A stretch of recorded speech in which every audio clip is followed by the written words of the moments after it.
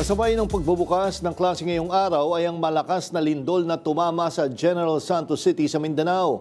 Agad na kumilos ang administrasyon at nanguna rin ang House of Representatives para magbigay ng agarang tulong sa mga naapektuhan ng magnitude 7.8 na lindol. Sa putong ito, makausap natin si Tingog Party List Representative Jude Asidre. Magandang gabi po, Congressman Asidre, at welcome back sa Arangkada Balita.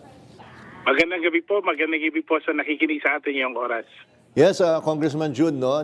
Last year, nung lumindol sa, I think, Davao at Cebu, ay nandun yung Tingog Party List. Ngayon po, nagkaroon na naman na isang malakas na lindol sa Mindanao, sa General Santos City. Ano po yung gagawin po ng Tingog Party List para makatulong po? Well, kausap natin kanina yung team natin sa Tacurong, sa Davao at sa Davao del Sur. No? Around lunchtime kanina, lahat po sila ipapunta na ng General Santos City para ma-check natin kung ano yung kailangan gawin. No? Although nag-prepare na rin tayo ng mga paunang tulong, syempre gusto natin talagang targeted ayon sa pangangailangan on the ground. Meron tayong hinanda mga initial supply ng relief goods, but I think yung crisis na meron doon would require more than that. Kaya ang gagawin ng team natin yun ay makipag-ugnayan sa local government, sa ating mga national government agencies para ang mangyayari tayo talaga ay complementary sa anumang ginagawa ng mga local na LGU doon at yung mga line agencies natin. And Congressman, minasabi na ba kung ano yung mga needs ng mga kababayan natin dyan sa General Santos? O doon sa mga apektado? Well, initially, no, it's really yung basics, especially that sa ngayon, shelter, food, assistance would be on top of what is needed on the ground. But then again, we're still waiting for the more official assessment that we hope to get by the end of today. And magkakaroon ho ba kayo parang donation drive dyan sa House of Representatives or magkakaroon kayo ng pag-uusap tungkol po sa ano may itutulong? Sa parte ng House ay simula na kanina. Yung mga congressman na nun nagsimula ng mag-ambagan, mag-contribute para sa efforts naman ng House. Yun ang pinangunahan naman ng ating Speaker Bodji D, no? At yung mga leaders ng House. No? Pero syempre, yung mga ibang mga grupo, yung district congressmen at katulad namin sa Tingog na meron tayong medyo dedicated na presence sa Sarangani at General Santos. Talagang we have to put our own staff on the ground, no, to facilitate all the relief and response operations. Medyo nakuan lang talaga tayo kasi mismo ang ating mga tao dun sa General Santos, kailangan talagang intindihin yung sarili din ng pamilya. That's why we have to bring in our staff from other parts of Mindanao. And dyan ho sa team nyo na mula sa Tingog na nakabase dyan sa malapit po sa kung saan yung sentro po ng pagyanig, ay ano yung sinasabi nilang so far nakita nilang difficulties po?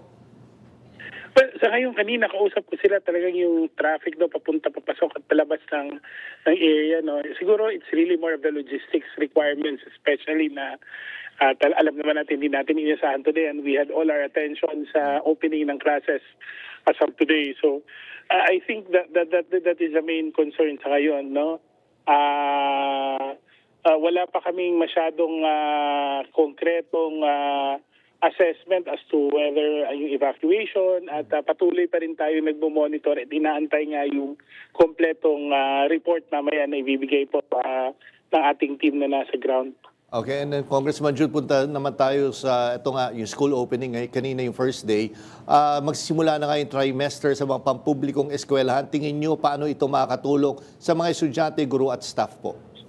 Well, maganda yung for me, no, if it really works well, no, maganda makakatulong na talagang mas manageable yung structuring, yung pag-structure ng ating school calendar, lalong-lalo na dito sa tatlong term. Kumbaga, yung opening block, yung main delivery part, tapos yung part ng conclusion, talagang naka-format, nasisigurado nating on time and on track ang pag-divide ng mga lessons, ng mga subject, yung coverage para sa taon na yon.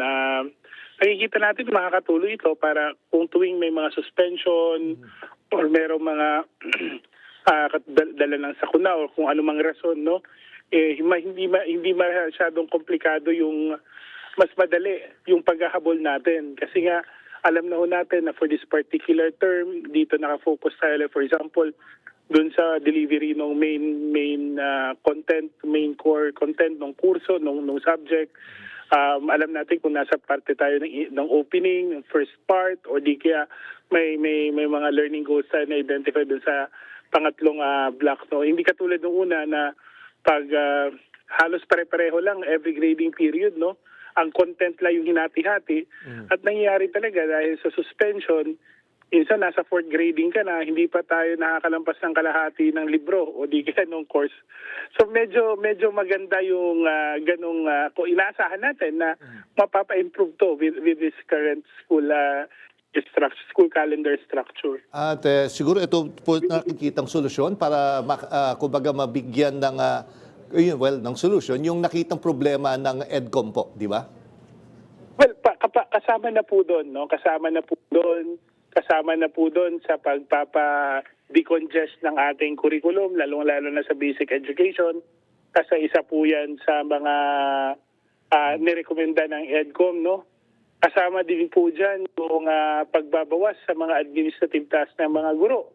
Kasi kung mas kukonti ang panahon, mas malaki ang panahon na ma-free up sa kanila sa paggagawa ng kanilang administrative requirements, mas malaking oras ang maitutuon sa pagtuturo sa mga estudyante. Okay. Napakarami kasing reform ngayon na i-introduce, no? Nandyan yung mas intensified natin na anti-bullying guidelines, nandyan din yung upgraded grading system natin na mas madali na yung paghati-hati ng grades, no? At yung decongested curriculum. At kasama na doon yung pagpapalakas sa senior high school program. Okay, nako. Sige, maraming salamat po, Tingog Party List Representative Jude Asidere, sa oras na binigay mo dito sa Arangkada Balita. Sir, magandang gabi at ingat po kayo. Maraming salamat po. Mabuhay po kayo.